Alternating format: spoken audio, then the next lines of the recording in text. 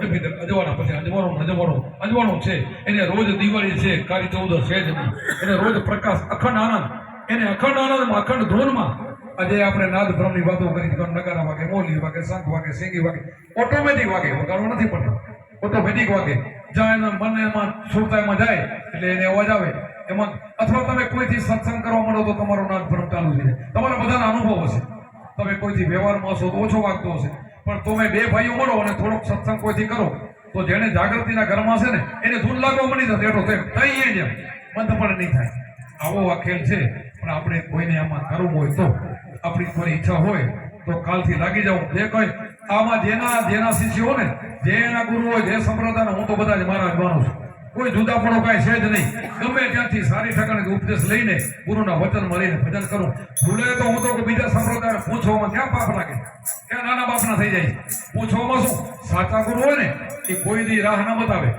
અમે કોઈને એમ ન કહીએ કે ભાઈ તે તારો ગુરુ બદલાવી નાખ, નારિયેલ લઈને આવો તો તમે તને શીખડાવ્યું. મેં મારી જિંદગીમાં કોઈને કીધું નથી. ગમે સંપ્રદાયનો ભાઈ કે બાપુ મને અડચણ પડે હું કામ કરે એટલે કાલથી તારું સારું થઈ જાય.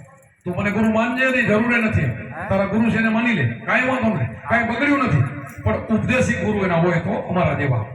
પછી ક્યાંક કાન ગુરુ ફૂંકીને એનેથી તો મને કરી, એને તો કેવું પડે કે ભાઈ તું શિષ્ય બનવું પડે, તારે તી થાય. તારે તો એકડે એકથી ખોટું પડે તી થાય.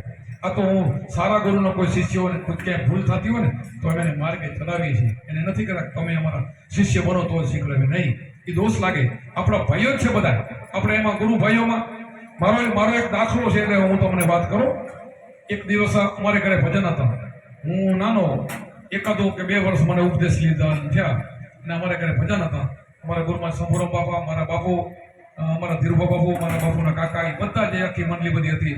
અને એક નાનજી હે કે એવું નામ હતું ખાંડેકથી, એ પણ આવ્યા હતા. હવે એ આપણે કુંભારામના શિષ્ય, નામ તો ભૂલી ગયો છું, નન કહો તો.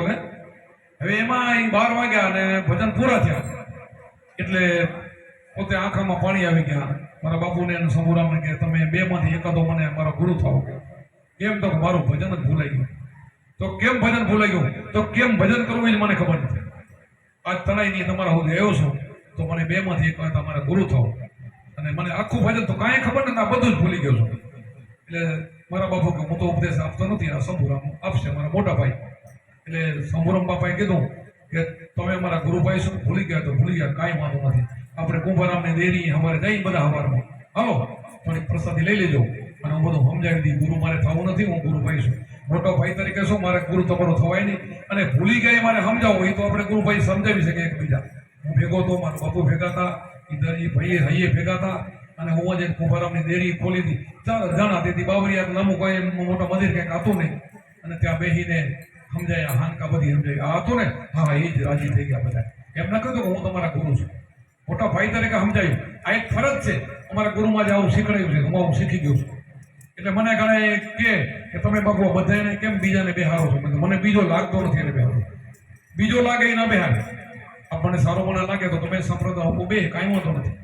અને આપણી કોઈ ટીકા પણ ના કરે. આપણે બેહાર્યો ને, મેં બેહાર્યો માણસ મારી ટીકા ક્યાંય નહીં કરે. મને ભરોસો હોય પાછું કે આપણે એને શિષ્ય તો કર્યો નથી, પછી કાંઈ દક્ષિણા લીધી નથી. આ 2 માંથી એક કે લેનદેન નહીં એટલે આપણે પરવા તો હોય નહીં કાંઈ. એટલે એ આપણા આમાં કાંઈ બોલી શકે નહીં. અને ગુરુ ભેદ તો અમારા આગળ હોય એ હોય, બીજો તો હોય નહીં.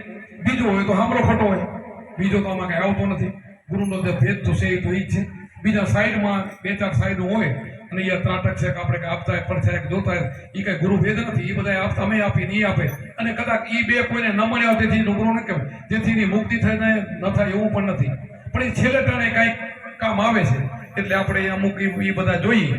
અને હોય તો બધા કરે સારું. એટલે કે ગુરુ ઉપદેશ તો બધાના માટે આ જ હોય છે. અજંપા જાપ, શ્વાસ સુધી સાધના, આ જે સ્થિરતા મનને કરીને સુરતા એમાં બરાબરની લાગી જાય ને તો પછી બધા જ અનુભવો તમને થાય. આ નાદ ભ્રમે વાગે અને જ્યોતિ દેખાય, બધા જે અનુભવ જેટલા કહેવાય, જે કાંઈ હેલિયામાં જે ગાયું છે એવું પણ દેખાય, બધું જ આવે આમાં. જેટલો અનુભવ છે ને ખજાનો ભર્યો છે, ખજાનો એટલો આમાં અનમોલ વસ્તુ છે. પિંડેસો બ્રહ્માંડે આકાશમાં જેટલું દેખાય, નવલખ, તારા, ચંદ્ર, સૂર્ય, વનસ્પતિ, નદીઓ, બધું નાળા બધું દેખાય, આમાં બધું દેખાય છે. સંત ખોટા ન હોય. એક આપણે અક્કલ સાહેબ ને વસંત સાહેબની વાણીમાં કીધું છે ને, એમાં 18-12 તો માં વનસ્પતિ મોરી દારામ લીંબુ લટકે ચાંદા સુરતથી તેજ અપરા જળહર જોતું ઝળકે રૂડા રામ વાણિયા તારો શેઠા નગર મળે છે તારો વેપારીયા નગર મેં કરીને વાણી બનાવી છે કેટલું કરીને કે આમાં એટલું છે આમાં છે પાછું આમાં બધું જ છે ચાંદા છે સુરત છે નવલખ તારાય છે બધું છે અને એક ઠકાણે એમ કે ધરતી નથી આકાશ નથી ને પારે નથી સરોવર નથી તરોવર નથી કાંઈ નથી એમ કીધું પણ બે વસ્તુ એક જ થાય બે બધું સાચું છે આ નીચેનો ભાગ છે આપણે 3 ગુણની માયામાં જેટલું આવે ત્રિકુટી બધું આવે એ અનુભવ બધા કરવાના છે અને પછી જે આનંદ ઘરમાં તમે જાઓ ત્યાં પછી કાંઈ નથી ત્યાં કાંઈ કોઈ વસ્તુ નથી ત્યાં શૂન્યમાં સુરતા સાંભળે ને શૂન્ય એટલે જીરો એટલે ત્યાં કાંઈ ન હોય કાંઈ વસ્તુ જ નથી ત્યાં એ ઠકાણું છે એ ઠકાણે તમને એ સુરતા ઠેરે છે ત્યાં કાંઈ નથી ત્યાં સંતો એ હાચા છે ને આ બોલે હાચા છે આપણા બે ને આપણે અનુભવ થાય તો આપણને ખબર પડે કે આ વાણી આમ બોલે છે આ વાણી આમ બોલે હાચી કઈ આ બે નોખું છે નોખું નથી આમાં ખજાનો છે બધું છે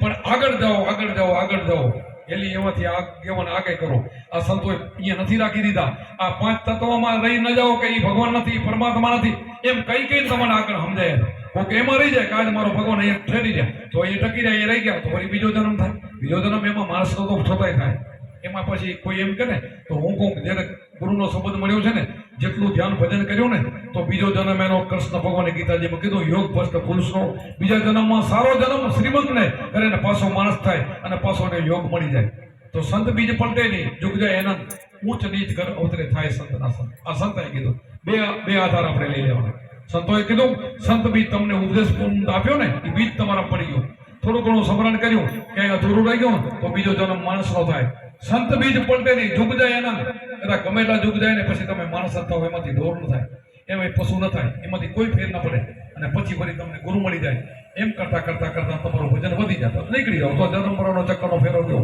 આ બે વાત છે મોટા બધા હાથા હોય છે આપણી તાલાવેલી કેવી છે